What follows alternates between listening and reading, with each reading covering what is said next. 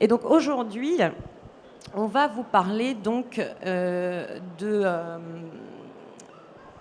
d'astuces, en fait de bonnes pratiques, mais cette fois pour les fournisseurs, pour venir faciliter en fait ce travail de commerce en vrac. Comme je vous disais, c'est un métier spécifique avec des manipulations spécifiques.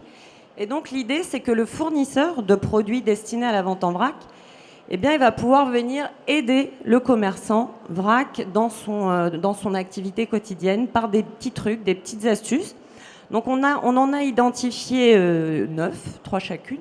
On va vous les partager et on espère que vous, ensuite, vous aurez peut-être aussi des idées, des bonnes pratiques ou des choses, vous les commerçants, des points d'amélioration des pratiques des fournisseurs. Alors Marilyn, on va commencer par toi et je crois que tu veux nous parler de DVS. Alors déjà, parmi vous, est-ce que tout le monde sait ce qu'est une DVS? Ceux qui savent, lever la main. Johanna, tu ne sais pas? C'est une blague. Bon, bah, c'est bien, on va leur apprendre quelque chose. Ceux qui ne savent pas, lèvent la main. DVS? Oh my God. D'accord. Bon, bah ça, c'est parti. Alors, donc la réponse à la question, donc une DVS, c'est une durée de vie secondaire. Puisqu'on fait le constat que lorsque vous achetez du préemballé, on va trouver sur le produit soit une DDM, ça parle à tout le monde ou pas? Oui, date de durabilité minimale, ou voire même une DLC, une date limite de consommation, donc particulièrement pour les produits frais. Mais en fait, quand on fait du vrac, bien évidemment, la date qui est indiquée sur l'emballage ne va pas suffire, puisque vous, en tant que commerçant, vous allez ouvrir l'emballage, vous allez impacter la durée de vie du produit. Donc, on se rend compte que beaucoup de produits qui sont commercialisés en vrac n'ont pas encore toutes ces informations qui permettraient aux magasins et aux consommateurs d'avoir un produit qui conserve toutes ses qualités organoleptiques, c'est-à-dire qu'en termes de texture, de goût, d'odeur, de couleur, on soit sûr que ces qualités soient identiques entre un produit vendu en vrac et un produit vendu en préemballé. Donc au niveau de Réseau Vrac, on incite les fournisseurs à travailler dans ce sens pour définir une durée de vie secondaire. Donc il y a un groupe de travail qui a été lancé avec Lucia en partenariat avec le laboratoire Eurofins et également d'autres adhérents Réseau Vrac, des fournisseurs qui étaient partants pour nous accompagner sur ce groupe de travail pour qu'on puisse en fait définir par catégorie de produits des durées de vie secondaires. Et en fait, on a par exemple des produits qui vont avoir des sensibilités différentes en fonction du risque microbien, du risque d'oxydation. Donc Réseau Vrac a travaillé pour vous définir ces catégories de produits. On a par exemple un premier groupe, il s'agit des produits sujets au risque d'oxydation sans qu'il y ait de risque de développement microbien. Ça peut être par exemple des biscuits salés, des huiles, des graines oléagineuses, de la pâte à tartiner. On a un deuxième groupe qui concerne les produits sujets, eux, au risque de reprise d'humidité avec absence de développement microbien. On peut avoir également des biscuits sucrés, des bonbons, certains saucissons. Et enfin, le troisième groupe, qui est finalement le groupe le plus sensible, qui là correspond à des produits qui sont sensibles au risque de développement microbien, tels que la farine, des olives en saumure, de la poudre, par exemple, de noisettes, poudre d'amande, du ketchup, de la mayonnaise, du jus de fruits, de la poudre de lait. Et donc, en fonction des catégories de produits, Réseau Vrac a proposé des protocoles de tests de vieillissement pour que chacun des fournisseurs puisse valider cette durée de vie secondaire. Là, on vous a pris un exemple sur de la confiture d'abricot où le fournisseur indique sur son emballage, donc qui est un bib, un bag-in-box, que la DDM avant ouverture est de 2 ans. Une fois que le magasin ouvre ce bib, l'entame, il ne reste plus que 2 mois pour l'utiliser. Et ensuite, on doit également fournir une information au consommateur, parce que quand il va repartir avec son pot de confiture qu'il aura, où la distribution aura été faite dans le magasin vrac, il va falloir qu'il sache combien de temps il peut le conserver et dans quelles conditions. Donc là, le fournisseur est amené à indiquer à consommer de préférence dans le mois après le service en magasin et à conserver au réfrigérateur. Donc vous voyez, pour certains produits, on a besoin de ces 3 dates.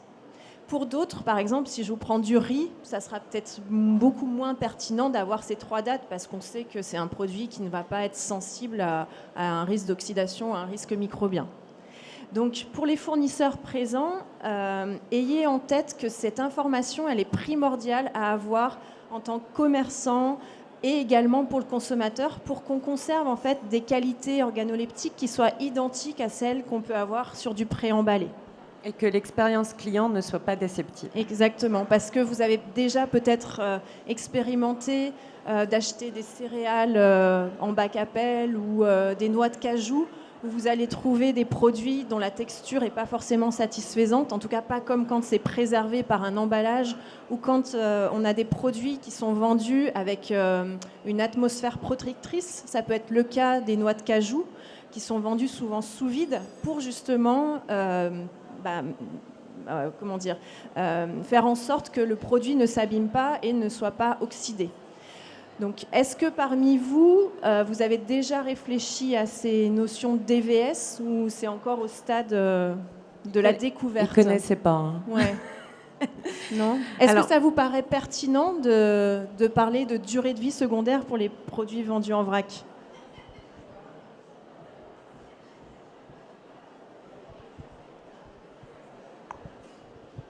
Oui, bonjour, je ne suis pas encore commerçante, hein, je suis porteur de projet.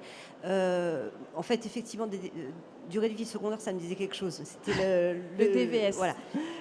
J'avais une question, est-ce que ça concerne aussi les cosmétiques? Effectivement, hein, ça me paraît totalement pertinent et je me posais la question. Ouais, on va en reparler après. Bon, c'était une petite introduction sur la DVS. S'il y a des questions ultérieures, on pourra y revenir après, sans problème. Et donc, pour les fournisseurs qui sont présents dans la salle et qui ont envie donc de calculer une durée de vie secondaire pour leurs produits sensibles, vous retrouverez dans le guide juridique pour les fournisseurs à l'annexe 7, donc les 3 protocoles de calcul de durée de vie secondaire en fonction des produits. Et ces protocoles, ils ont été définis à partir évidemment des bonnes pratiques de la vente en vrac, parce qu'on a beaucoup de fournisseurs qui nous disent moi, je ne sais pas comment le commerce stocke le produit, dans quelles conditions il est transvasé, dans quel équipement il est mis, etc. Donc la DVS, elle peut être calculée par le fournisseur à partir d'un socle de règles communs, qui sont les bonnes pratiques de la vente en vrac, qui doivent être respectées par le commerçant. Si le commerçant ne les respecte pas, évidemment, votre DVS ne pourra pas être appliqué. Voilà, donc je vous invite à les lire et puis à faciliter effectivement le travail de vos clients en leur fournissant cette information. Alors, le deuxième point. Deuxième constat, on se rend compte que les conditions de stockage pour les produits qui sont vendus en vrac ne sont pas très souvent précisées par les fournisseurs. Je vous prenais l'exemple tout à l'heure de la noix de cajou qui est sensible à l'oxydation. Et généralement, quand vous l'achetez en préemballé, on vous dit bien, attention, on vous propose un sachet refermable pour justement limiter les échanges avec l'air. On peut prendre le cas des pruneaux, qui sont des produits sensibles à la moisissure. Ils sont également vendus dans des sachets hermétiques pour éviter, en tout cas pour préserver leur qualité. Du coup, on encourage les fournisseurs à indiquer un maximum d'informations par rapport aux conditions de stockage des produits qui vont être commercialisés en vrac. Ça peut être des informations concernant la température. Généralement, au niveau des bonnes pratiques de la vente en vrac, pour la zone de stockage, nous, on va recommander des températures inférieures à 19 degrés, en particulier par rapport à des problématiques de mites ou de développement de nuisibles, mais c'est Maryse qui traitera ce point-là. Et par rapport aux conditions d'hygrométrie, on sera plutôt sur du 50-60%. Mais peut-être que pour certains produits, le fournisseur va devoir préciser encore un peu plus les conditions de stockage adaptées aux produits vendus.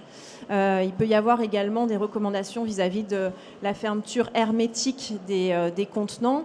Ça peut être soit à l'aide de pinces, mais ça peut être également au niveau de l'utilisation de boîtes hermétiques.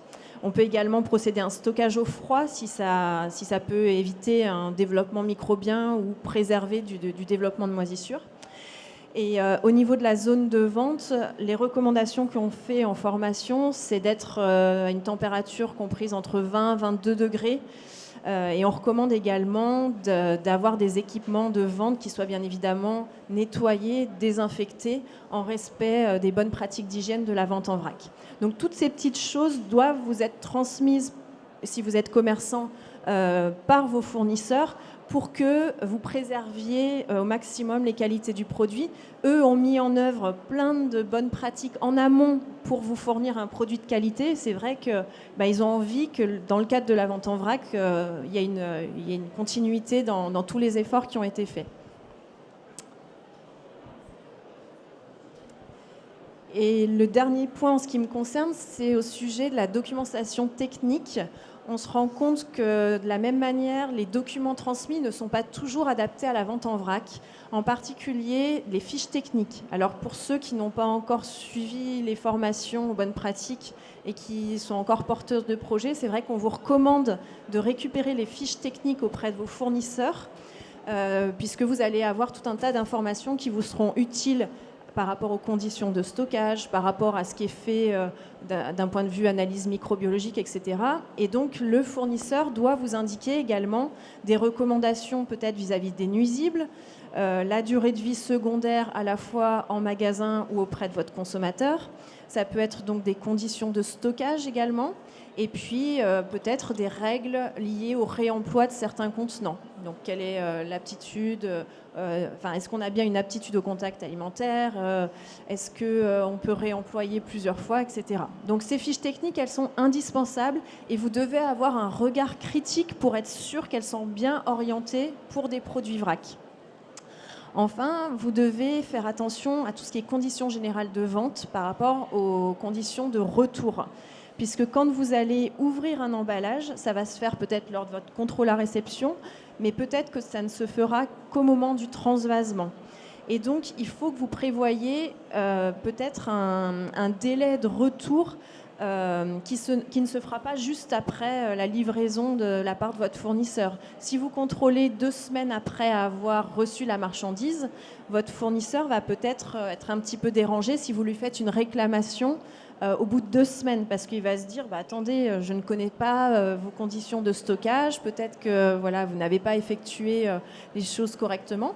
Donc discutez de ce délai de retour qui peut être, de ce qu'on a vu, ça peut aller jusqu'à 21 jours pour certains fournisseurs.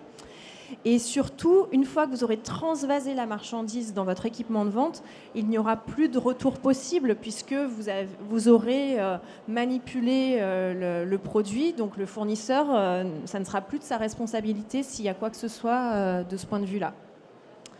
Je passe à l'avant-dernier point. Pensez à bien demander les certificats bio pour les produits qui sont bio. Ça, en général, il n'y a pas de souci. Mais lorsque vous ferez contrôler, forcément, ça fera partie des documents qui vous seront demandés.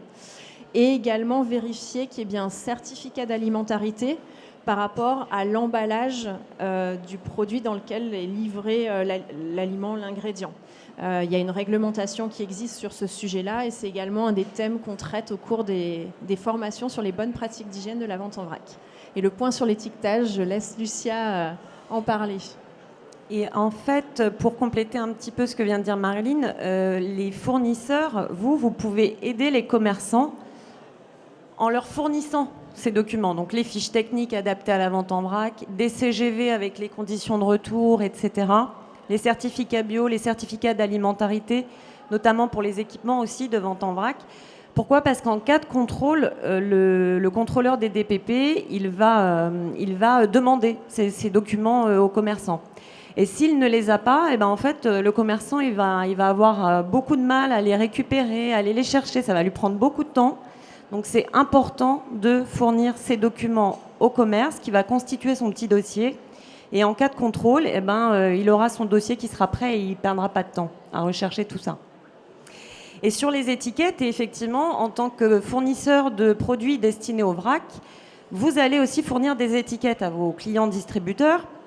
Donc des étiquettes qui sont destinées soit au contenant pour certains produits, parce qu'il y a certains produits qui doivent être remplis dans des contenants étiquetés. Alors c'est le cas des boissons alcoolisées, des produits cosmétiques, des produits détergents, de l'huile d'olive. Nous, on recommande également des étiquettes sur les contenants des produits périssables, ceux qui ont vocation à être conservés au frigo, ketchup, mayonnaise, yaourt, crème fraîche. Bon, déjà, c'est compliqué pour un consommateur qui achète du yaourt en vrac, par exemple, de savoir quand il ouvre son frigo si c'est du yaourt, si c'est de la crème. Donc, mettez des étiquettes sur les contenants des produits périssables aussi, même si aujourd'hui, ce n'est pas une obligation. Et enfin, vous pouvez aussi fournir alors c'est plus des étiquettes, ce qu'on appelle des étiquetages. Donc c'est les étiquetages qui sont sur les équipements de vente. Et sur ces étiquetages, vous pouvez aller plus loin que la réglementation, parce qu'on sait qu'aujourd'hui, les mentions obligatoires pour le vrac, elles ne sont pas aussi importantes que pour le préemballé, et que c'est un frein pour le consommateur. Aujourd'hui, il y a des consommateurs qui n'achètent pas vrac, parce que quand ils arrivent devant l'équipement, ils n'ont pas assez d'infos. Ils ne connaissent pas les valeurs nutritionnelles, ils ne connaissent pas la date limite de consommation, ils ne connaissent pas l'origine des produits, si le produit n'est pas bio, ils ne connaissent pas le numéro de lot qui va le rassurer sur la traçabilité. Donc, allez plus loin sur vos recommandations d'étiquetage que la réglementation. Et donc, c'est des étiquetages que vous pouvez fournir à vos commerçants aussi, gratuitement si possible. Bon, ça, c'était un petit... Alors, Maryse, tu vas nous parler, nous, du sujet, du gros sujet du vrac, les nuisibles. Oui, les petites bêtes. Bonjour à tous, bonjour à toutes. Moi, je vais vous parler un petit peu des nuisibles, ces petites bêtes qui se développent dans certains produits, surtout peut-être en été, dans certaines catégories dites sensibles. Alors, les consommateurs, c'est vrai que pour les consommateurs, c'est quelque chose d'assez répandu. Ils ont l'habitude, quand ils achètent du bio, ils sont un peu plus tolérants, mais il ne faut pas oublier qu'un commerçant, un distributeur, n'a pas le droit de vendre en vrac des produits qui contiennent des insectes nuisibles. Il a encore moins le droit de filtrer, de tamiser les produits. Donc, il faut qu'il s'assure au moment de la réception, il faut qu'il s'assure au moment où il transvase ses produits dans les équipements de vente que ces derniers soient exempts de nuisibles. Alors, on a deux petites bêtes qu'on rencontre assez régulièrement, c'est les charançons, les mites alimentaires qui posent parfois des soucis pour les établissements de vente en vrac. Certaines problématiques vont même des fois jusqu'à une infestation des locaux et ça pose vraiment problème pour les commerçants. Et donc, il serait judicieux que les fournisseurs de produits soient capables d'apporter des informations, déjà de dire, nous, on a un plan de lutte contre les nuisibles. On met en place des choses pour prévenir le développement de ces petites bêtes. On a mis en place des choses. Et donc, en fait, ce serait déjà une première information qui pourrait rassurer le commerçant quand il va commander ses produits chez un distributeur X ou Y.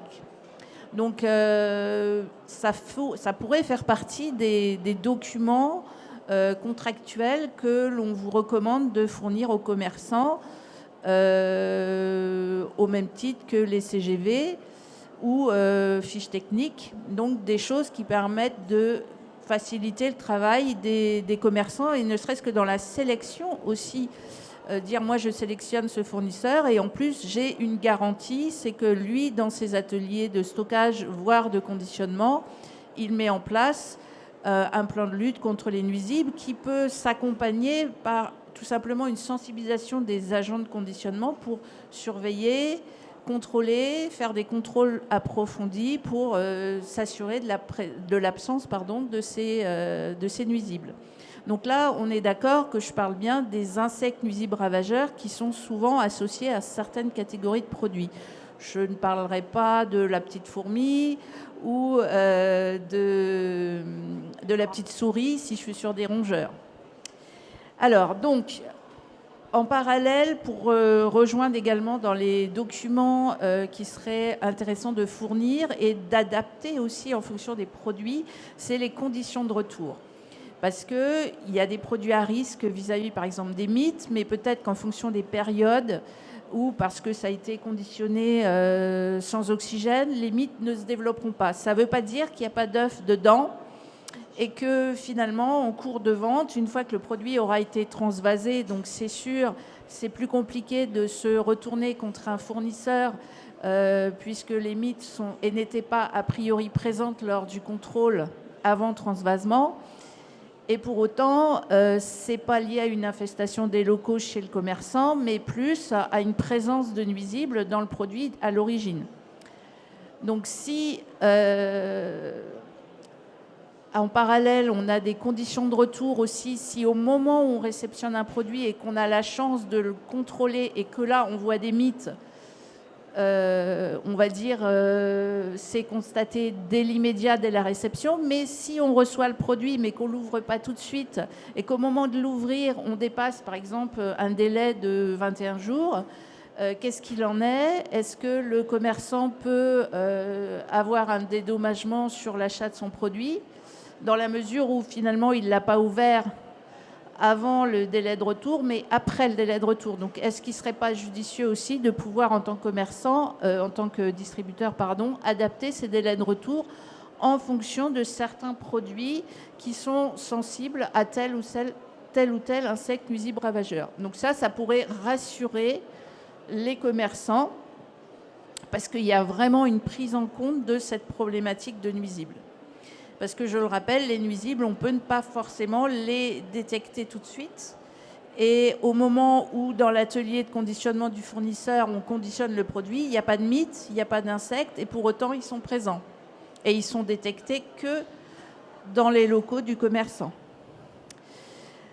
Donc, voir si on ne pourrait pas adapter donc, ces délais de retour et définir aussi dans donc, les CGV des conditions que vous établiriez en disant ben voilà, si vous avez des nuisibles, nous on vous conseille de prendre des photos, etc. Et donc un circuit assez rapide pour qu'est-ce qu'on fait du produit, est-ce qu'il est rapporté, est-ce qu'il doit être détruit ou est-ce qu'il doit être protégé, repris par le fournisseur, voilà, être très précis sur cette problématique.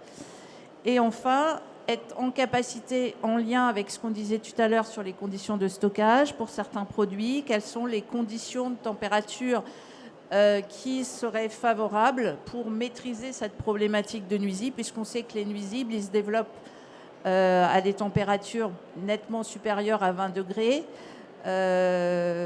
Donc, est-ce que dans certains cas, il faut un stockage au froid avec peut-être des recommandations pour éviter les reprises d'humidité. Enfin voilà, essayer de donner toutes les informations possibles aux commerçants pour essayer de maîtriser ce risque présence de nuisibles. Donc je crois que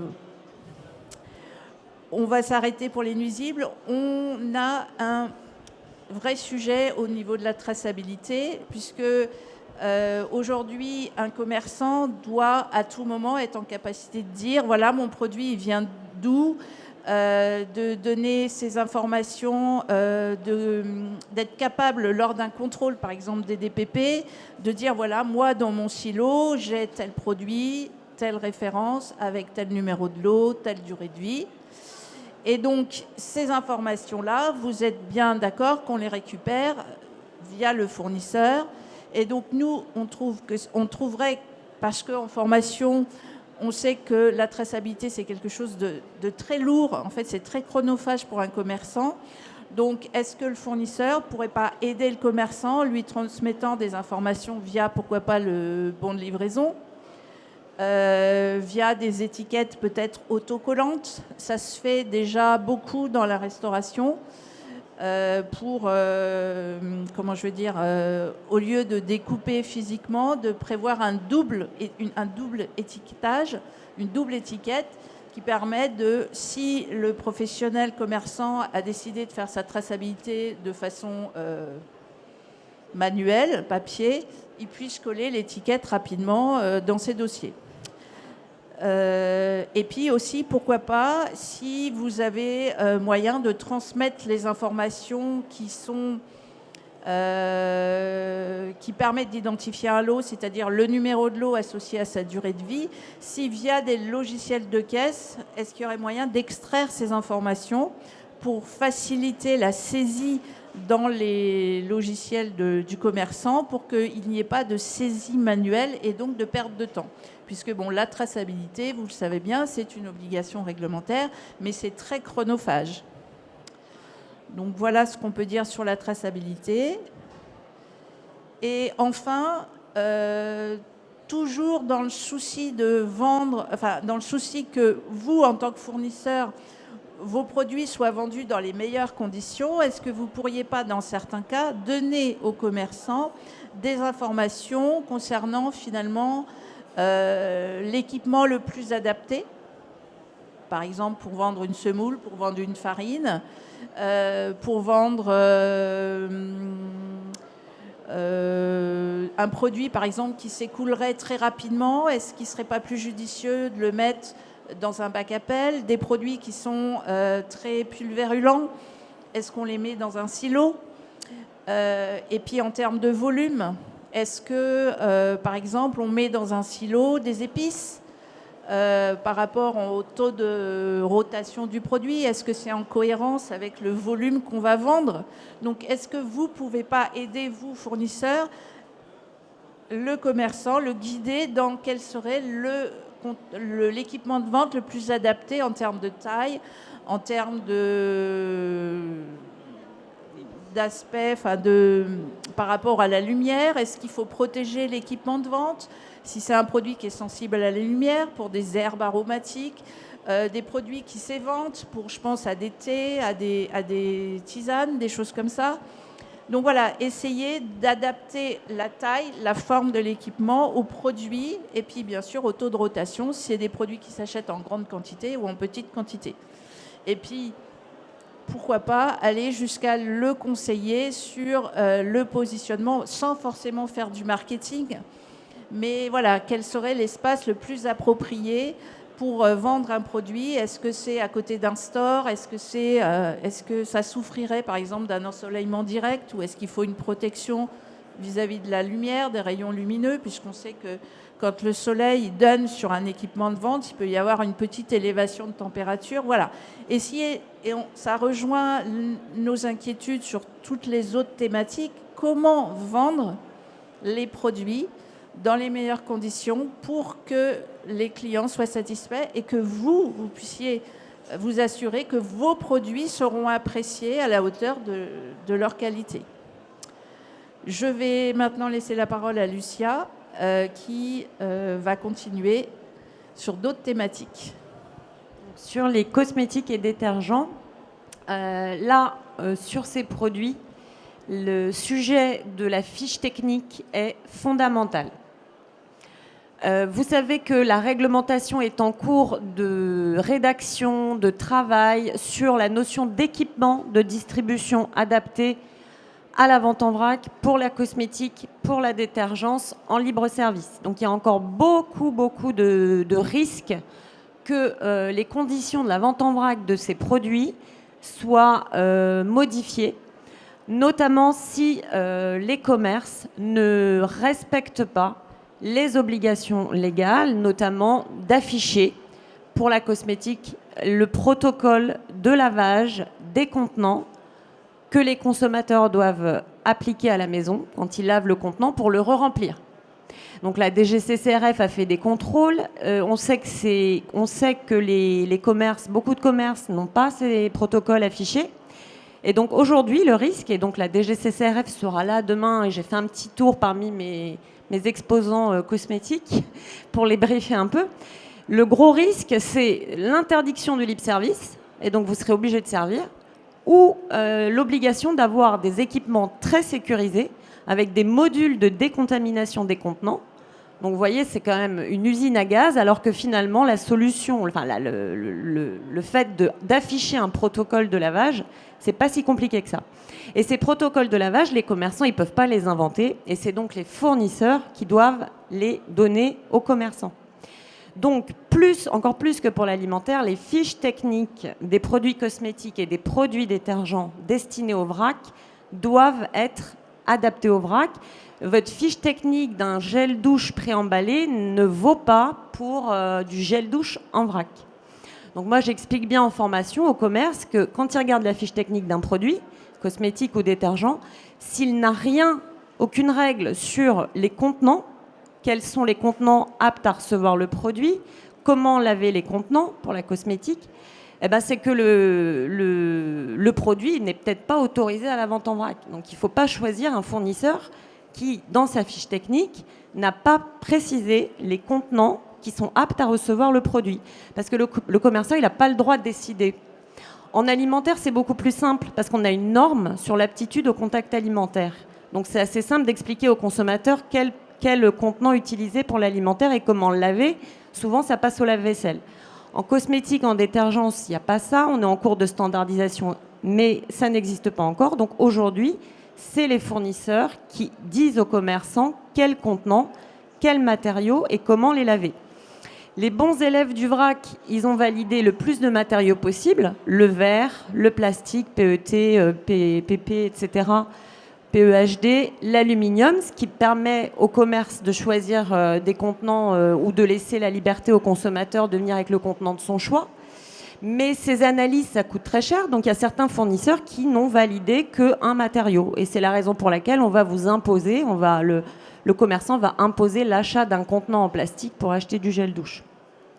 Donc voilà, en tout état de cause, dans la fiche technique, il faut qu'il y ait des règles sur les matériaux des contenants, sur comment les laver. Et donc là encore, on a travaillé pour vous, et donc dans le guide juridique pour les fournisseurs, on a publié des protocoles de lavage qu'on a testés dans le cadre d'un groupe de travail sur différents types de matériaux, des couples contenants-contenus. Ces protocoles de lavage-là, ils ne peuvent pas être utilisés directement par les commerçants, ils doivent être évalués par les metteurs en marché, par les producteurs, et une fois qu'ils sont évalués, ils peuvent être donnés au commerçant qui pourra les afficher. Mais attention, parce que si cet affichage n'est pas mis en place, il n'est pas impossible qu'au prochain salon, on soit en train de parler du fait qu'on ne peut plus vendre de cosmétiques en vrac en libre service. Donc c'est vraiment hyper important que ces affichages-là soient mis en place. Et donc c'est une obligation qui est imposée par le Code de la consommation. Prévoyez aussi, et ça c'est un échange que vous devez avoir avec vos fournisseurs d'emballage, le nombre de fois que le contenant peut être réemployé. Et cette rotation, elle va être fonction du produit et de la façon dont il va être lavé. Donc ça doit être testé. Et vous devez faire ce travail-là avec vos fournisseurs d'emballages réemployables. Ces emballages réemployables que vous allez mettre à disposition des consommateurs, ils vont être intéressants parce qu'aujourd'hui, les metteurs en marché, que ce soit les producteurs ou les distributeurs, ils ont des obligations, grâce à nos actions de lobbying, de mettre annuellement sur le marché une proportion minimale d'emballages réemployés. Vous, les commerces vrac, de fait, vous allez atteindre ces obligations rapidement puisque c'est votre cœur de métier que de faire du réemploi. Sachez que pour les contenants que vous allez acheter à vos fournisseurs et qui sont imposés par les marques pour la cosmétique ou la détergence, ces emballages-là, ils seront comptabilisés par les fournisseurs au titre du réemploi et pas pour vous. Donc ça, c'est intéressant pour vous, les fournisseurs, parce que ces emballages qu'on appelle les emballages exclusifs propriétaires, donc ceux que vous imposez pour l'achat de vos produits, eh bien, vous allez pouvoir les comptabiliser pour montrer que vous avez atteint vos obligations en termes d'emballage réemployé. Ça. Et donc, vous devez aussi, fournisseurs, quand vous vendez de la cosmétique ou de la détergence, impérativement avoir un échange avec votre client pour savoir comment il vend, comment il gère son rayon vrac en cosmétique et en détergence. Soit il est dans, alors c'est souvent le cas des commerces vrac et des magasins bio, dans ce qu'on appelle du libre service accompagné, c'est-à-dire que le commerçant est formé, il a un membre du personnel qui gère le rayon, qui vérifie un peu les pratiques du consommateur. Et je vais vous prendre un exemple tout bête. Aujourd'hui, vous savez qu'il est interdit d'acheter du gel douche dans un pot de confiture.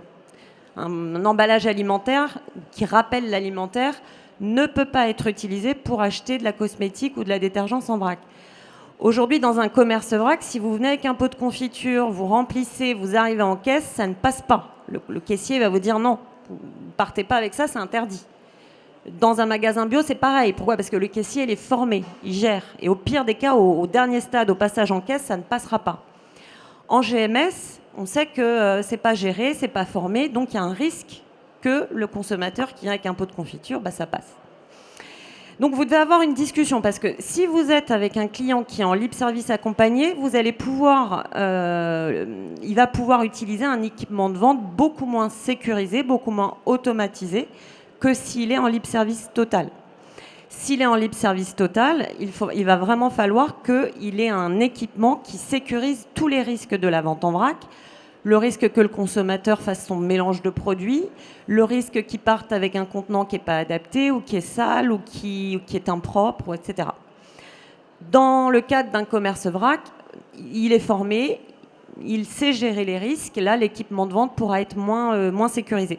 Donc, vous devez connaître le niveau de formation et de disponibilité de vos clients distributeurs et, si possible, les inciter effectivement à avoir un rayon détergence cosmétique qui soit vivant, qui soit animé, un peu comme un rayon fruits et légumes. Il y a toujours quelqu'un pour remettre les fruits, enlever ceux qui commencent à se périmer, etc. Un rayon vrac cosmétique détergence, c'est la même chose. Il faut que ce soit géré, surveillé.